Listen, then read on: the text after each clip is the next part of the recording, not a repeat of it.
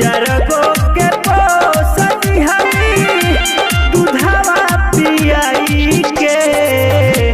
चारगो से पेट नहीं, चारगो से पेट नहीं भरे गो माई के।